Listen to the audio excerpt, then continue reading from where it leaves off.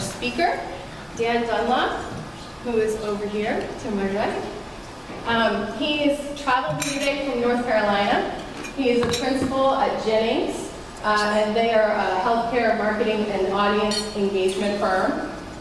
He's an innovator, he's a brand consultant, he's a blogger. He also travels to a lot of national conferences. I think probably enough to have quite a few frequent flyer miles.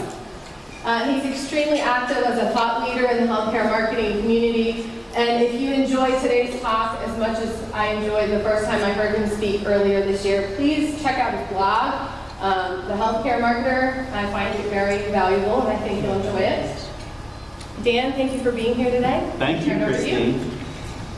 Hello, everybody. You guys have a cool committee that runs this group. It was interesting getting ready for this presentation. I would get emails from them at random times on any day saying, Dan, have you thought about putting this in your presentation? And I'd go, no, but I can do that. So this presentation has evolved and morphed over time. So what you're going to see today, there's a lot in it. And I'm going to move quickly through some of the initial stuff. I'm going to share some numbers with you about social media adoption. You can find numbers like that anywhere. I just want to set the scene with it and then get into really the heart of my presentation, which is this idea of healthcare marketing as community building. And frankly, it's a really old idea that I'm trying to make new again. And I'm slowly trying to bring the healthcare industry along with me. How many of you work for a hospital? Raise your hand. Okay. How many of you work for a physician's practice of some sort? Okay. How many of you do communications in some kind of healthcare operation of some kind?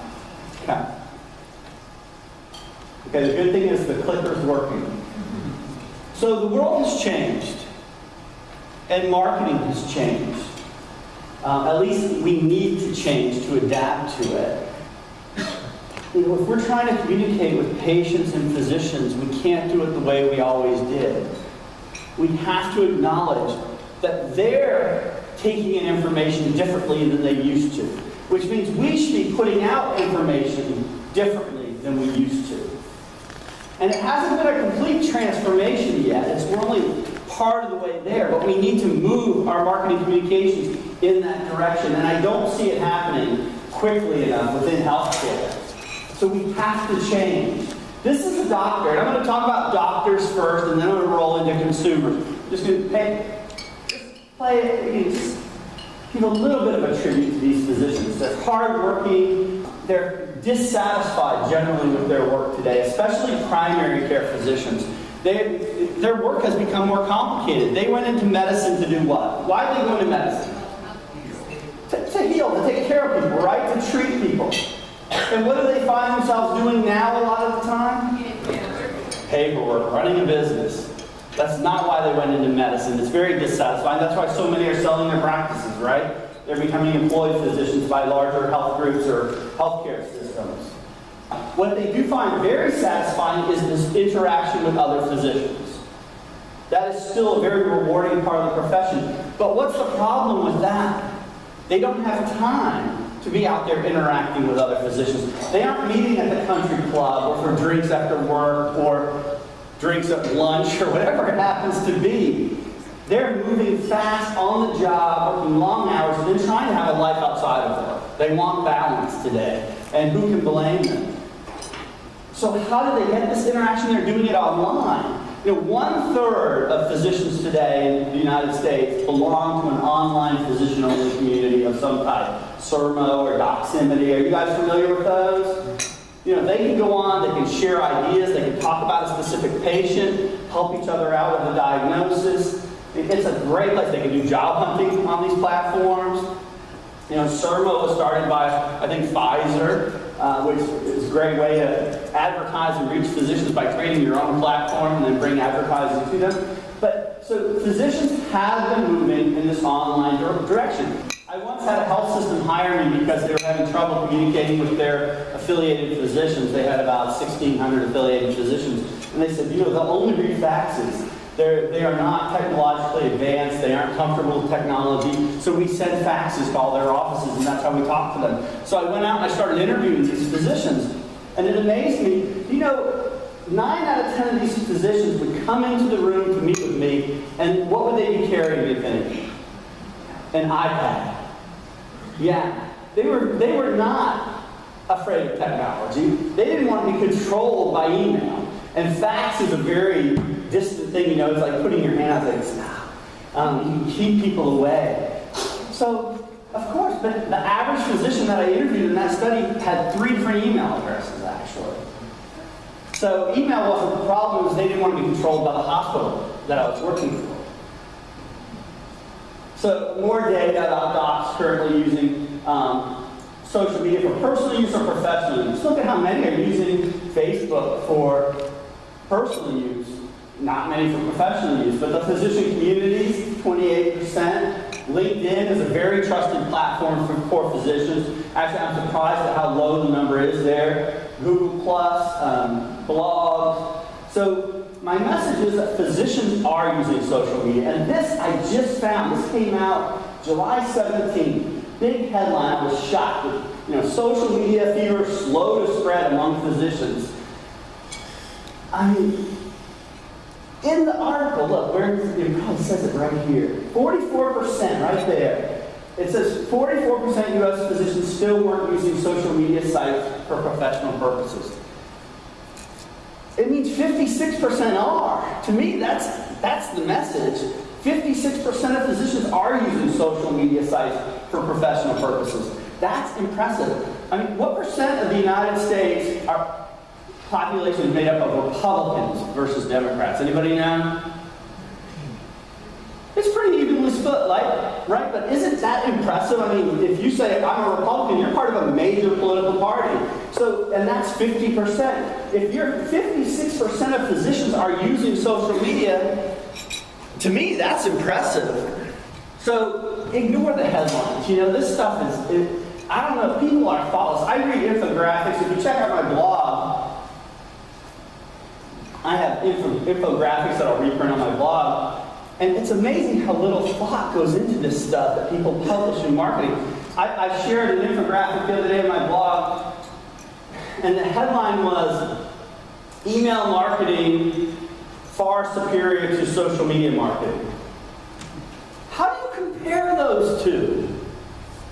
I mean, it's mindless kind of stuff. So you've really got to think about what kind of content you're being served. If you learn that 56% of a target audience that's essential to you is using social media and digital platforms to communicate, then that's one of the avenues you should use to communicate with them. And boy, we have been really slow to get there. My client at MD Anderson Cancer Center, we work with them on physician relations, and we've implemented they are, and I take no credit for this, they are so far ahead of the curve in terms of communicating with physicians digitally. They've had a Twitter feed targeting just physicians for years. They have something like 4,000 physicians following them on Twitter. They had a Facebook page. Imagine that. They have a Facebook page just for physicians. It's a physician resource page on Facebook. It's amazing. They have a paper.ly account. Do any of you know paper.ly? Paper.ly is a service that can link with Twitter. And what you go into it and you set up parameters. You say, it basically creates a daily broadcast newsletter for you and sends it out on Twitter. And you can tell it what content to aggregate and send out each day. So for instance, you can, if you're on Twitter, you can have it pull from all your Twitter followers. You can have it pulled just from your tweets, actually, if you wanted to. MD Anderson uses it to pull from all the tweets from their faculty from the prior day.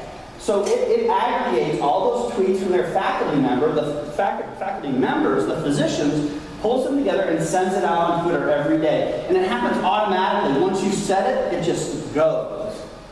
And they've been doing that for years and years, so they're way ahead of the curve. Now we're using social media at MD Anderson. We're doing a new pilot study where their physician liaisons who go out and call on physicians every day. Think of that model of business, by the way, where you go out and call on physicians and interrupt their day.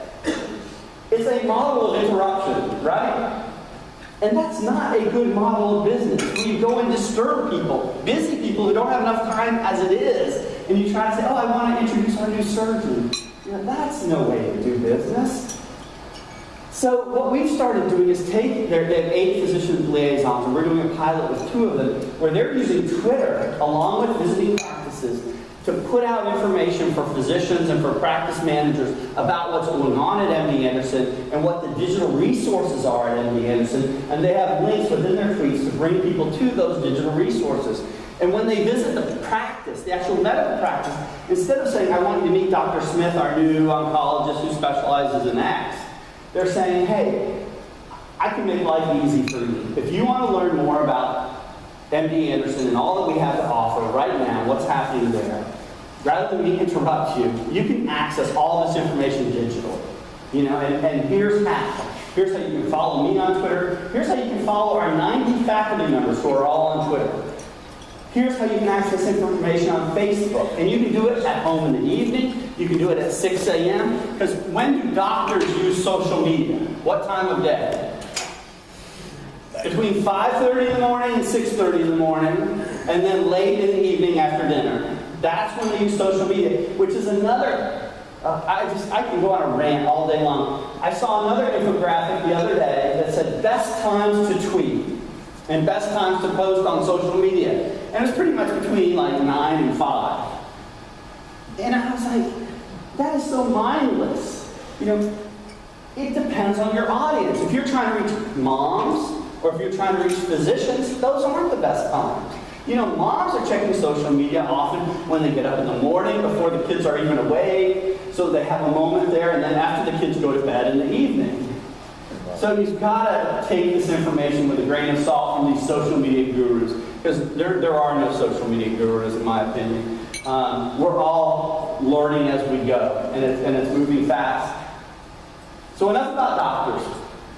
I hope that gives you a sense, though, that even with doctors, social and digital platforms are a vehicle for communicating with them. Don't throw the baby out with the bathwater. You still need traditional marketing tools. It's still good to send them a newsletter. You know, it's still good to share regular information brochures. But man, if you're not starting to communicate with them digitally, you're going to be behind the curve before you know it.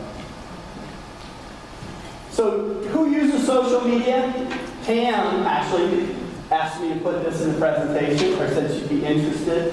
74% of all internet users, you can see the breakdown between men and women, 72 and 76%, and you can see the ages. Look, 50 to 64, 65%.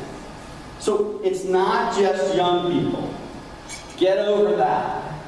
It is not. And you can see again the ages. Look at even those 65 plus, and you're at 46%. And those people, 65 plus, what is the primary thing they're searching? Health information, right? So Twitter users, I just stuck this in there because I love Twitter, frankly. 22, it's a much more male-dominated platform, whereas Facebook is more female-dominated. And Twitter does skew much younger, and Twitter is still evolving. What is changing with Facebook is it's getting older. And again, this has been happening for years. It's been getting older. You see down here under ages for Facebook users. In the last year, the 13 to 17-year-old population has dropped 25%, and the 18 to 24 has dropped 7.5%. But where's the growth? Look at this. The 55 plus, amazing growth with Facebook. Those are like all my friends, I think. I'm not 55 plus yet, but I'll be there any day. So that's the trend in Facebook. It's getting older.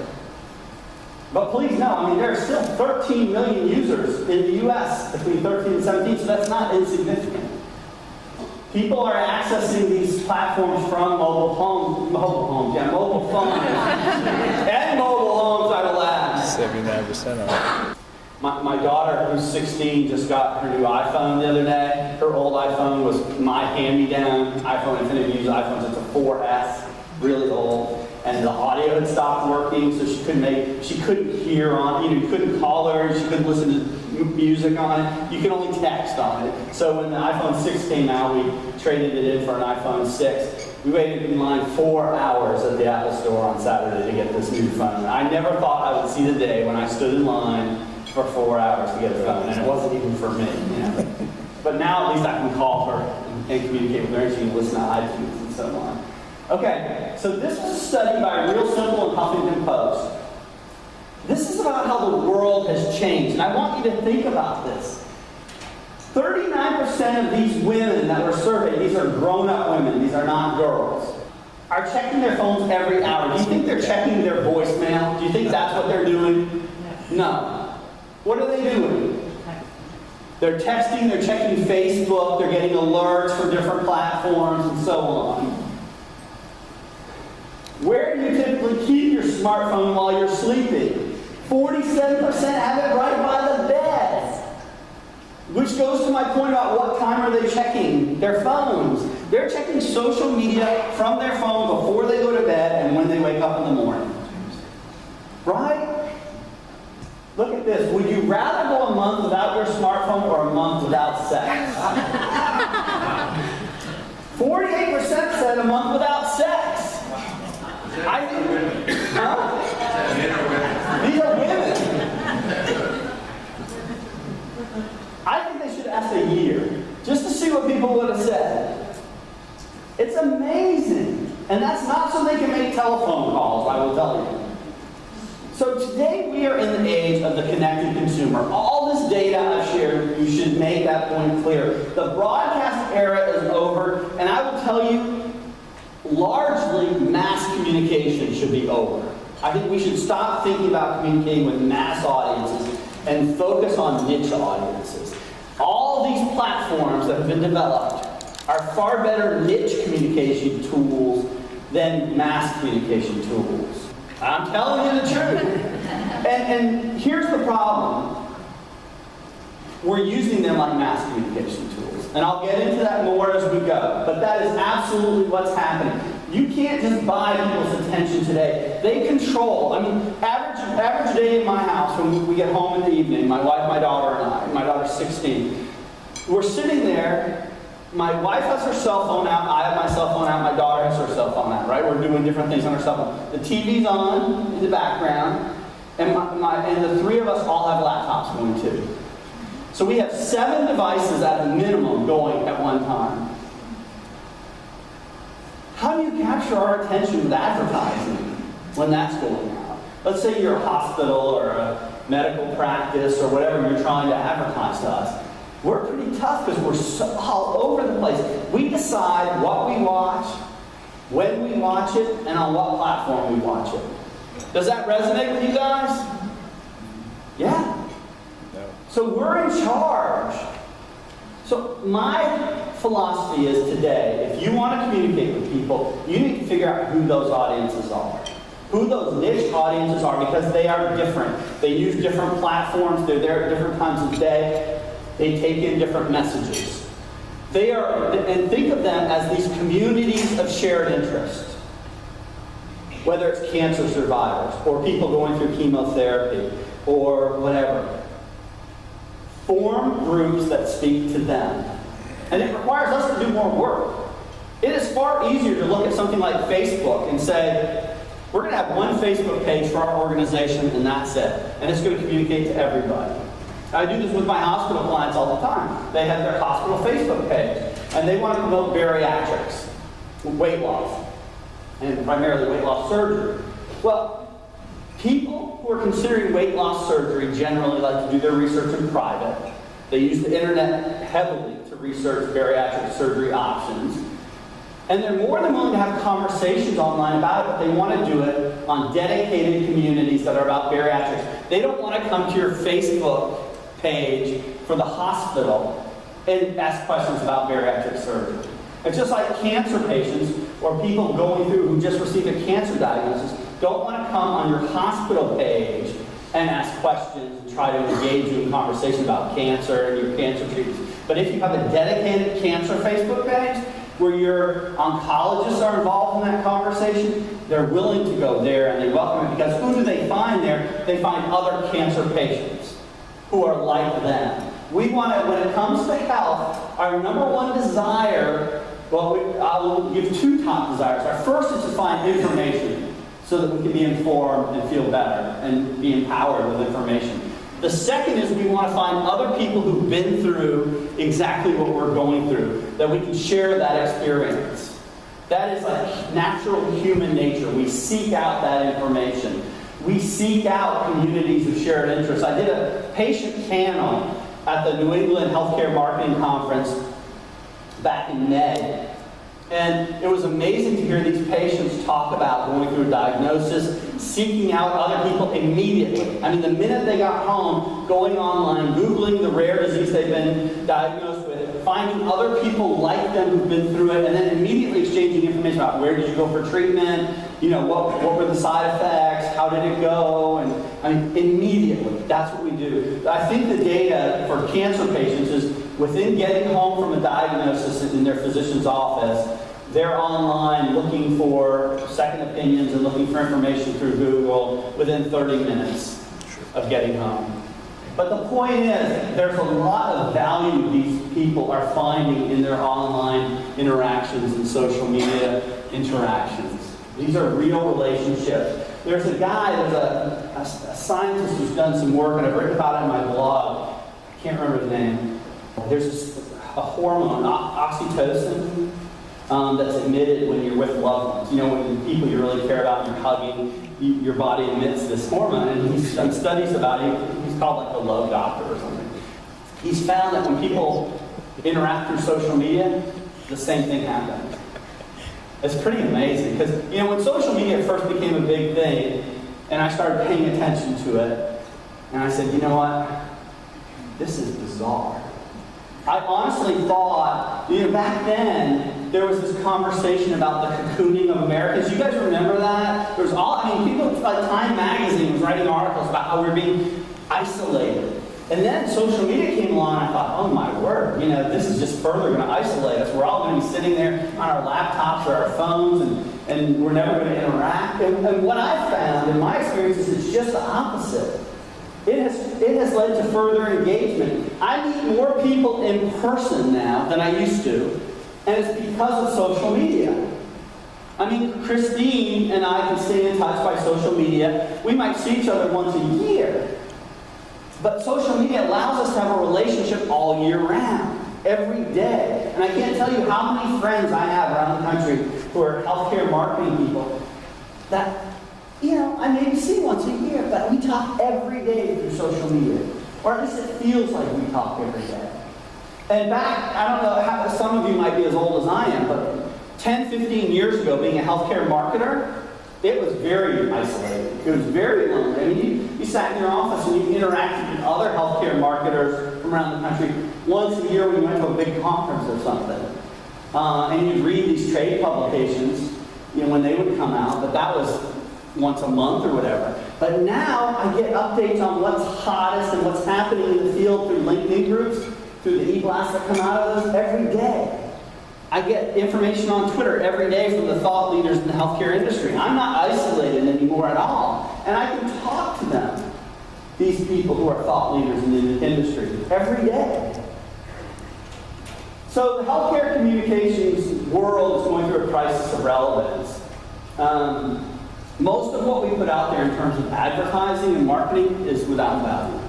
Think about it. If you're a hospital or whatever, running an ad campaign about, say, hip replacements, you know, and joint replacement, how much of the audience out there that's watching TV commercials or looking at billboards about hip replacement is that relevant to at that moment in time?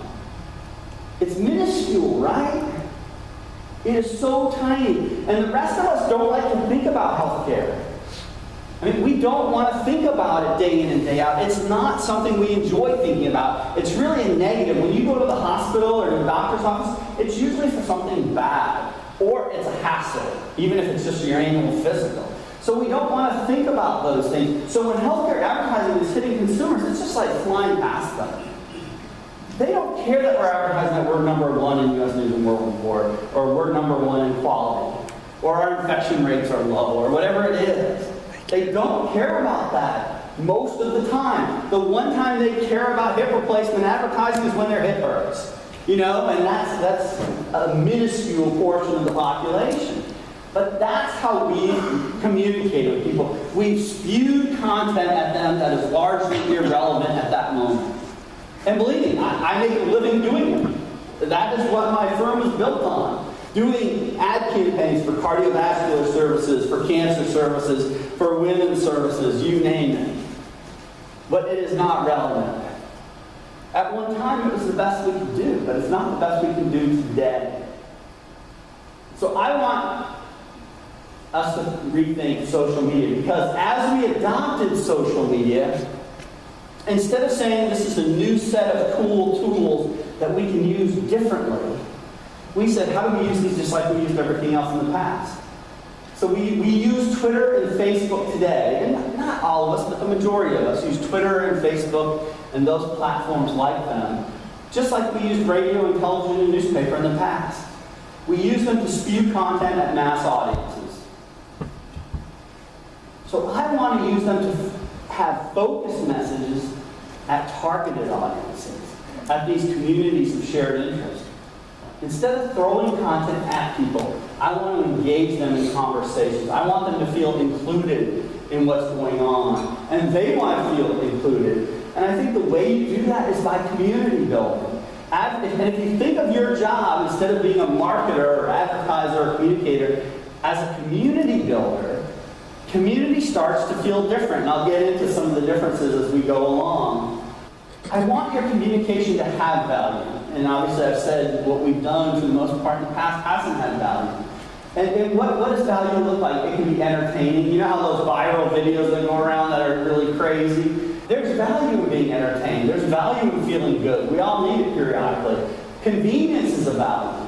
Making healthcare accessible certainly has a value. Being an information resource has value. I'm amazed at these huge health systems that have so much information to offer consumers, and they don't do any work to actually share that information and to invite consumers in to access that health information.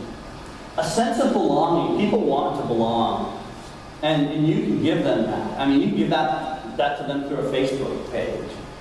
Opportunities for self-expression. People want to tell their stories. Patients want to tell their stories. And they can be the best advocates we've got. But we've got to give them platforms to do it, and we've got to invite them to do it. So all of these should be present within a community. And what are some of the elements? There are lots of elements of community, but what are some of the elements? Reciprocity, shared values or interests.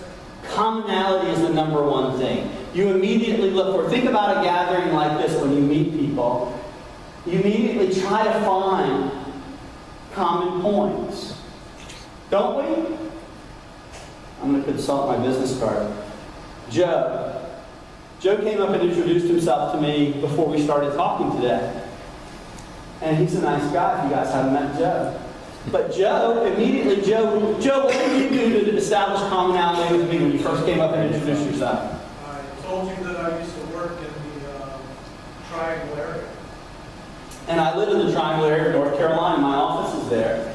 So we had that commonality. It immediately gave us something to talk about, to establish a relationship. And I thought we had a good conversation. Did I offend you in any way? Good. We can talk later, Joe. But you see, he used that because that's the way we relate to people. That's what you do. You immediately try to find commonality. That makes that person relevant, and it makes the conversation you're having relevant.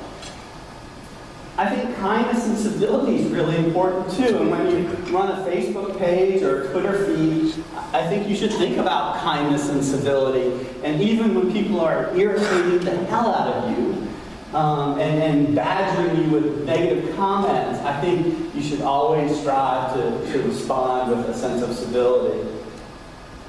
And it's important to feel valued and appreciated, and I'll talk about how we do that. So I see marketers moving from being storytellers and just pushing content at people to being community builders and facilitators. And really understanding that we don't have to be the story ourselves. And we don't have to create the stories ourselves. The stories are out there. What we have to do is facilitate that storytelling process. Because patients have great stories to tell. Family members have great stories to tell. So let's find a way to get them on these social media platforms telling their stories. Unfortunately, if you look at most Facebook pages in healthcare, it's not patients telling their stories or family members telling their stories. It's the hospital posting. It's one post right after another, very little engagement.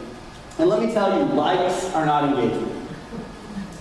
You know, I don't know about you guys, but literally, when I get up in the morning, get on Facebook, it's on my phone, and I go, like. And what am I doing? Liking things like that.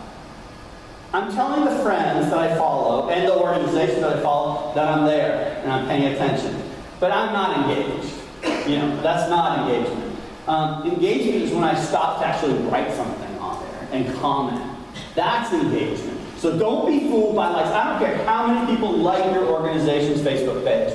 It's irrelevant because most of them have never been back. They visited your Facebook page, liked it, and never came back. They can see your posts occasionally, depending on the algorithm of Facebook, when it pops up in their newsfeed, right? But rarely do they ever return to your Facebook page. You have to really work to bring them back to your Facebook page. You have to really engage them. So don't be fooled by likes. Pay attention to engagement. I'd rather have 20 fully engaged followers on Facebook than 200 unengaged followers. At least you've got 20 people you can really communicate with and have an important conversation. So some of the communities I see are blogs, and I love blogs for building community. Social networking platforms we've talked about. Then true online patient support communities run by people like Everyday Health, Inspire Patients Like Me. Are you guys familiar with these? Millions of patients have joined these platforms. And why? Because they want to find others like them who are facing the same thing. Most of these do not offer good clinical information. Most of them don't have clinicians even involved in the conversation. Most of them aren't run by hospitals, and it's a mistake. But they're going because they're finding other people who are going through the same hard time that they're going through. And they want the support, they want the information, the sharing. Information is the currency of these platforms, without a doubt. My friends at Inspire.com, they have patients and family members have written 5 million blog posts on that platform. It's probably 6 million now since I prepared this presentation. It's phenomenal. And your website can be this. Unfortunately, your website probably isn't much of a community building platform if it's like most websites out there in the world. But websites can be inviting and engaging, and they can have interaction. But most don't. So your new role, in my opinion, my new role is creating environments where healing and sharing can take place. And then where patients and consumers can tell their stories. And that's a new thing in healthcare. Look at all these platforms for women online. It's amazing. I just Googled online health communities for women, and these are some that popped up. So look at these sites. I mean, speaking of women's health, Vibrant Nation. I was doing a presentation and used this slide, and I called it Vibration Nation. And I didn't know I was doing it, and they laughed, and I was like, what are they laughing about? So this quote I love from Lori Edwards. Lori Edwards is a woman I met because I read 2 of her books, and I wrote to her, sent her an email, and said, hey, I love your books. She has chronic illness, and she teaches at Northeastern University in Boston. And we finally met, and I had her on my patient panel up there earlier this year. But she's phenomenal. If you haven't read her 2 books, definitely check out Lori Edwards on Amazon. I think one of our real problems in healthcare is all of us, you know, I go to these healthcare marketing conferences all year long, and there's rarely a patient there.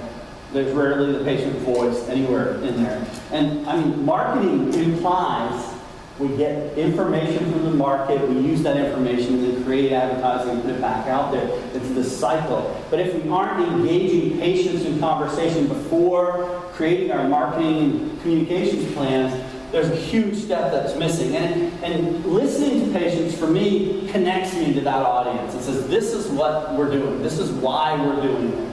Another online patient support community, Inspire. Patients Like Me is probably the largest out there. It's huge. Patients Like Me is doing a lot of data gathering now on patient experiences, and it's some really important work. And you get really focused on these online patient communities. Diabetes, heart disease, fibromyalgia, whatever condition you have, there's some kind of online community there. And it's most important for the really rare diseases, where there's only 4,000 people in the world who have that particular condition, because it's very hard for those people to find support in their community or to find good information. But when they come together online, then they can really make a difference.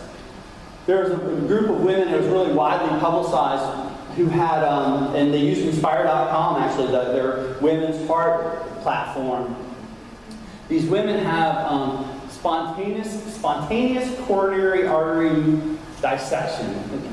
I think it's called SCAD. It often happens just after childbirth, actually, where the coronary artery just bursts, basically. It's a really serious thing, as you might imagine.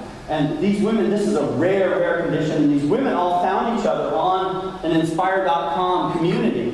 And they got enough of them together to talk to the Mayo Clinic and get the Mayo Clinic to initiate some research into this that had never been done before. Talk about the power of the patient and the power of community.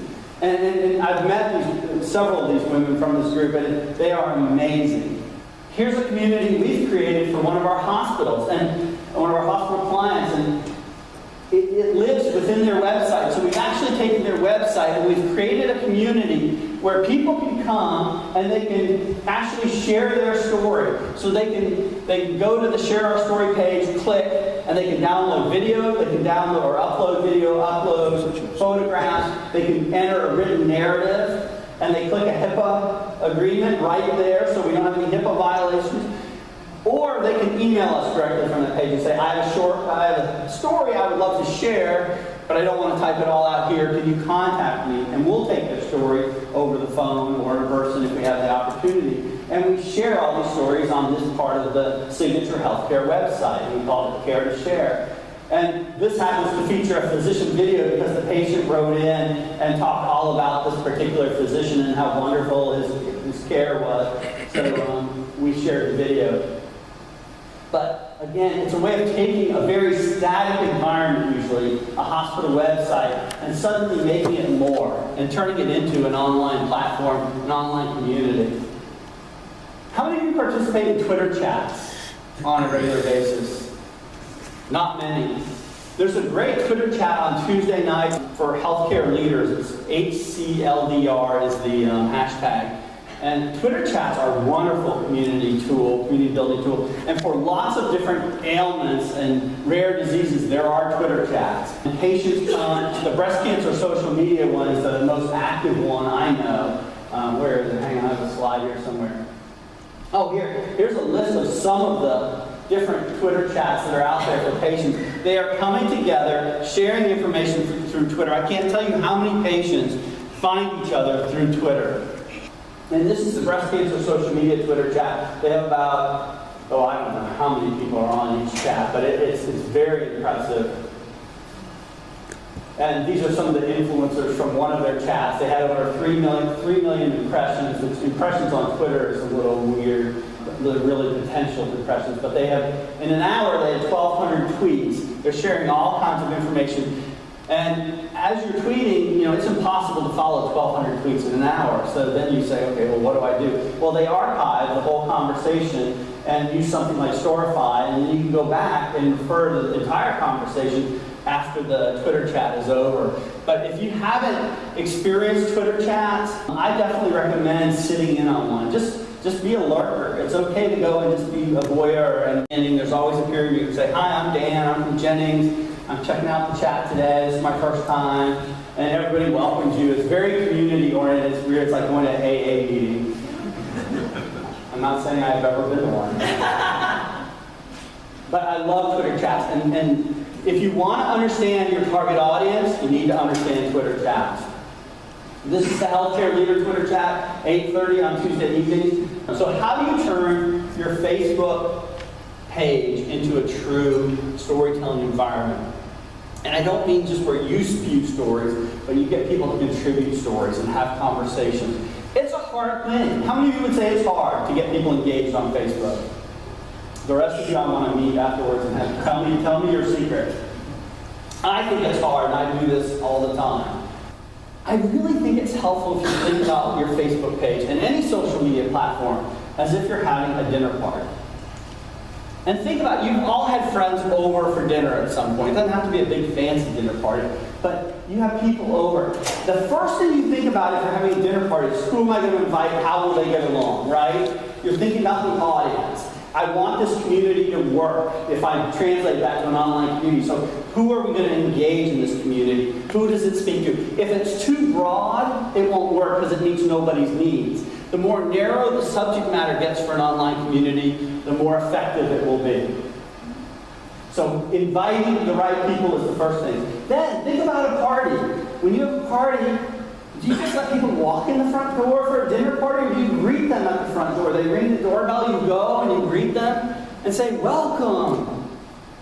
Thanks for coming. It's great to see you. You look great tonight. So you take the time to greet them. Common civility. Do we do that on Facebook? No. When someone comments on your Facebook page, they're stepping out. That's a big deal. Thank them for their comment. Say, hey, it's awesome that you spoke up. We appreciate that. And then ask them a follow-up question to further engage them in conversation. Can you tell me more about what you were thinking? So welcome guests, make introductions. That's the other thing. Introduce people to each other. And on social media, definitely do that. You're gracious and vigilant. You're paying attention. You can't just ignore social media platforms, and that's the problem with a lot of organizations. They think social media is free, it's easy, you don't have to put much time into it. Well, and that's wrong. You need to be very vigilant. You need to be on top of it. You need to be there watching things. You facilitate conversation, and this is huge with Facebook. You don't just hope conversation is going to randomly happen, and it's certainly not going to happen if you're just saying, hey, our next health fair is on this date. That doesn't stimulate any conversation. So try to provoke conversation. You know how to do it. You do it in real life with people. Try to find commonality, but talk to people. Work to involve them in conversation. There are those awkward silences, so fill those awkward silences and thank them for coming. Facebook tip number 1, segment. Create niche communities. It means more work for you if you have more Facebook pages, but it is the best way to get people engaged because you're speaking directly to them. Use private Facebook groups if you really want to. A lot of bariatrics groups, cancer groups, they'll do private Facebook groups. They're terrific for community building. Again, I said likes don't constitute engagement. Model community behavior. So show people how to behave in a community. We often do contests in my firm on Facebook where we're trying to recruit mommy bloggers, for example, on a Facebook page. And we have them submit a written narrative saying why they think they would be a great mommy blogger for our blog. Or they can submit a video. Well, what happens is no one puts anything on the page. We don't get any submissions. People are shy about that. And especially when they look at your page and there's a history of no one writing on your page. So we fake it. We have a few people we know who send in submissions. And they start seeing that, and you have to see the conversation. And they say, oh, okay, this is a platform where people actually talk. And look, they recognized me when I talked and thanked me. And asked me another follow-up question. And before you know it, you have all this conversation happening on your Facebook page. The best thing that can happen is when your Facebook page starts to run rampant, and all you did was see the conversation and it has taken off. Listen, right? Social media, these are incredible listening platforms. And we forget that. We think they're spewing platforms, We'll just throw content at people. Listen. It's a great opportunity to learn about your target audience. You can ask polling questions, you can ask all kinds. I know a lot of people don't like to ask questions on Facebook because they say, well, what if nobody answers? What if you lost? I mean, at least try. At least it shows that you're interested. And it's huge that you respond. I can't tell you how many times people will ask you a question on Facebook and there's no response. I'm amazed when I go on these different hospital websites and I see clearly a patient or a family member ask a question and there's no sign of a response. And even if they're angry, and it's a nasty comment, you should still respond and show that you listen and care. That's modeling that kind of behavior, and that's setting the tone for the community. So those are the keys. They're redundant, so I'm not even going to sit on them. So look at this. And you guys, ask any questions as we go along, please. I went to Reading Health Systems pelvic health page because I was doing a pelvic health project. And I was focused on segmentation and saying, something like pelvic health is a pretty important subject. It's pretty private. We don't post on the main Facebook page of the hospital. I'm hoping they would have a segmented Facebook page. And I was so excited when I went to their page for pelvic health, and there were the little icons, or the little icon for Facebook. And I thought, wow, finally somebody's done it right. And I like that they have the photos of the different clinicians. I wish they had videos of the clinicians right there. So I went to the Facebook page, and it was for the health system. If I have urinary incontinence, or some kind of prolapse or something, I don't want to go to their main Facebook page. Do you? No. So that was very disappointing. I love blogs for community building. Anybody familiar with the Blogger Network? It's huge. They have 3,000 plus blogs, 55 million readers. Blogs are huge with women. This is a blog we created for Signature Healthcare in Brockton, Massachusetts. It's called the Signature Moms blog. We will, what day is today? Thursday? By Monday of next week, we will have 200,000 visits to this blog. It's interesting, the first 3 years, we did 100,000, and we celebrated just a year ago that we hit 100,000. Now this year we'll hit 200,000. That shows you how it's escalating the readership.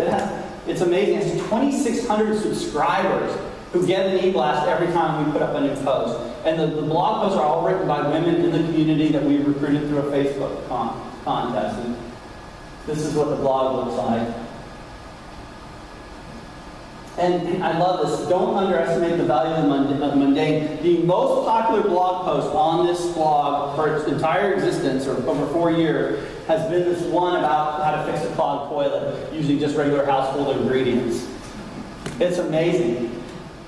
Last year, I think it got 30,000 views. I mean, it's because what happened was a few people started watching it. Google noticed that when people were searching about clogged toilets, they were going here and finding what they needed. And now, if anybody searches for, remedies for fixing a clogged toilet, Google seems to be sending them to us. So it's amazing. So don't underestimate just regular information and how important. Because I'll tell you, if you're a woman, and women primarily read this blog, if you're a woman who's sitting at home with a bunch of kids and you've got a clogged toilet, at that moment, that's the most important thing in your life, right? These are some stats. I'm not going to belabor the stats, but it has been overwhelming. So there are 8 bloggers. We had 64,000 visits last year. We surpassed 198,000 as of yesterday. We're almost 199. 2,600 subscribers and 600 plus comments. Now, another way to build community is to use video. Video is so human and so much more engaging. I'm a huge fan of using video. You want to engage people and have a human relationship. Video is a wonderful way to do it. It's a way to make your website more human and engaging. Not to mention, you produce a video, you can leverage it on Google+, Facebook, your website, all these different Vimeo, all these different platforms. This is a real physician, an OBGYN no less. Can you imagine? I went to the physician finder page on this particular website and he popped up. It's like, I think that's his shot from when he was in prison. But this is no no way to introduce your physician to the world. You know, it isn't. Have you guys seen the ones where there's just a silhouette of the head and there's not even a real doctor there? I'm sorry, I refuse to put them in the Finder until they're willing to get their picture taken. Well, this is so archaic, and this is what I mean. We need to evolve. People know we can use video now. They get it. You know, it's not hard. So here's an example of how we use video. We are profiling all of Signature Healthcare's employed physicians through a microsite dedicated to learning about their physicians. You can scroll through their different physicians. I think we've filmed 80 or 90 of them now. And you click on the physician, you can get their bio and watch a video and actually meet that physician. And that's good for referring physicians, and it's good for patients. And we try to make them very human. So let me see if I can get this video to roll. Can you click it? Here we go. Our patients are at the center of our care. We get to come alongside patients and really make a difference in their lives and really help them with their health and help them feel better. And the patients know that you care. And they're not just, a medical record number. They're not just someone filing in the room and filing out. We all are integrated and work together. And it allows you to be part of a patient's life in a way that no other profession allows. One piece of information that might surprise the patients is that I was an officer in the Navy. I have a 15-month-old, and half the time I don't know what I'm doing with her. My hope and dream was to become a professional baseball player and be the shortstop for the New York Yankees. Reading stories together at home. My 2 children. I'm a big foodie. I'm a mountain girl. I love to cook. Cooking. I like to cook. Baseball, triathlons, Tennis, travel, garden. Soccer, fishing. I believe in giving back to the community. Signature Medical Group is one of the largest multi-specialty and multi-physician groups. One thing that I love about Signature is that everyone is underneath one roof. They can get very high quality care down in the South Shore, and they don't have to drive 30 miles into Boston. It's not just diagnosing a cancer. It's just not making sure the blood sugar is right. After a while, writing a prescription of a blood pressure pill can get a little bit stale. But having a connection with somebody through a life crisis and being able to help them through that and make it a little bit easier for them and their families, then I've known I've had a great day. So what do you think about portraying physicians that way? Good. It's human, right? And they are real human beings. And when you decide you need a new physician, for whatever reason it is, whether you're looking for a primary care physician or some specialist, hopefully you pick somebody who you have chemistry with, that you actually feel like sharing with, that you can have a good conversation with. Because otherwise we withhold information and it's not a positive thing, or we just never go back. So we want to have a very human connection. Go ahead and click this one, please. What my patients probably don't know about me is that I'm a big Cartoon Network fan. And I think it's because what I do for a living is so intense.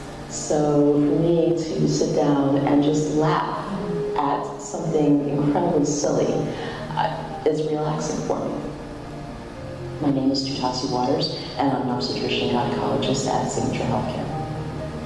I first decided to start saying I want to be a doctor when I was 7. And then later in high school, my first anatomy lab is when it really clicked for me that I want to be a physician. I fell in love with wanting to understand how the human body worked.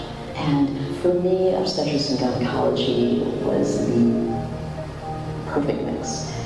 From the obstetric side, I really enjoy watching a human life from its very beginnings. And from the gynecologic side, I enjoy talking with women and getting to know them and through them, their life experiences. I'm really there to help encourage them to maintain their health. Those one-on-one interactions where you're just sitting with another human being and trying to help them understand a little bit more about themselves. If I feel like I've accomplished that, then it is a good day.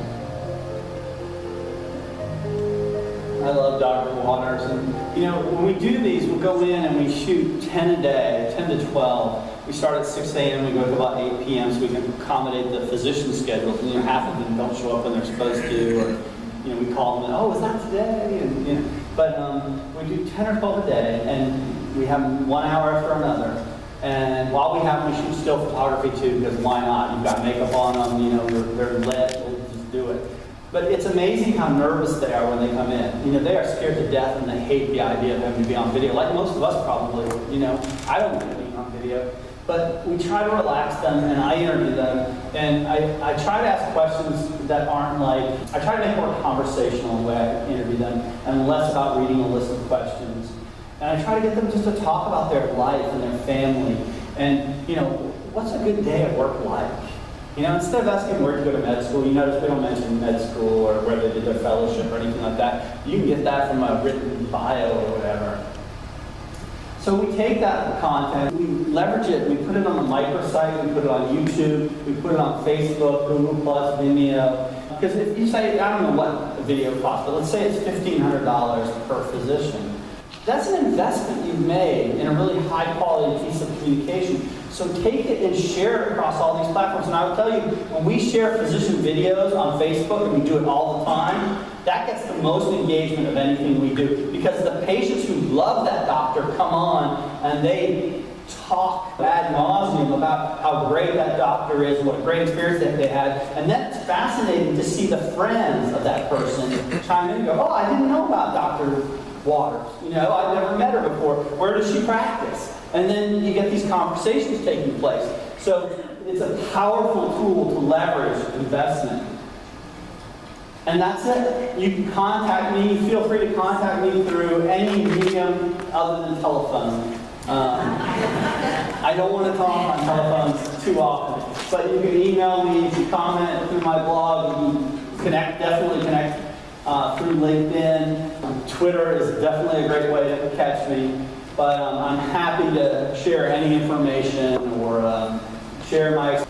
Yes? I'd like to ask a question about how do you counsel your health system clients regarding your recommendation of community building with all of these different channels having the good and the bad comments? Because there's a lot of resistance, I would think, from upper management on allowing a conversation to evolve naturally. Yeah. Because there's always been this concern about controlling the message. I just want to know how you counsel those clients. I try to inform them, especially, you know, with the C-suite in particular, where they're a little disengaged from social media and how it works as a marketing tool. I try to let them know, and this is almost a cliche response by now, you know, dealing with social media, but I try to let them know that those conversations are going to happen whether they facilitate them or not. You know, if somebody is not happy with your health system, they're going to find a platform to write negative things about it. I mean, they're going to write it on their Facebook page if they don't write it on yours. So I'd rather have them write it on mine, because then you have a chance for service recovery. You know, you have a chance to make it right. And also you have a chance to learn. I mean, here's a person who's willing to express what happened to them. You might learn something about the service that you're providing or not providing in your organization. So it's a huge learning opportunity. The other thing I think we've erred, we made a mistake because social media is so, it seemed so faddish when it first became popular. We didn't approach social media as a business tool or a set of business tools. So we didn't write strategic plans. And what I tell all my clients is you need a strategic plan, some kind of strategic marketing communications plan that includes how you're going to use social media. I'm not a believer that there needs to be a separate social media plan. I think social media should be part of your overall marketing plan. But if you go to your leadership and say, here's how these tools support our marketing objectives, and here are the measures, by the way, that we're using, here's how we're going to track how this impacts our business. Then it starts to seem like, oh, this isn't just a toy that my daughter plays with on her cell phone, you know, doing Snapchat one. But this is actually a business tool that's going to help me engage audiences that are important to us. That's the difference. And one of the things I'm doing right now with online communities is talking to CEOs about how online communities can reduce the cost of care. And there's lots of data out there about how patients who are involved in online communities adhere more closely to the treatment regimen that they're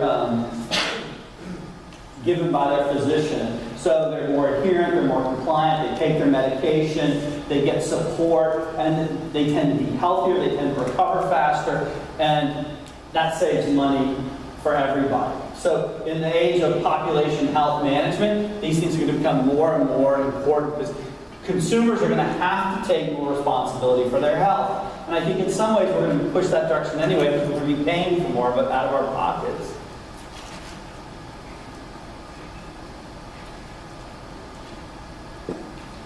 All right. Thank you all for being here till 9:30 in the morning.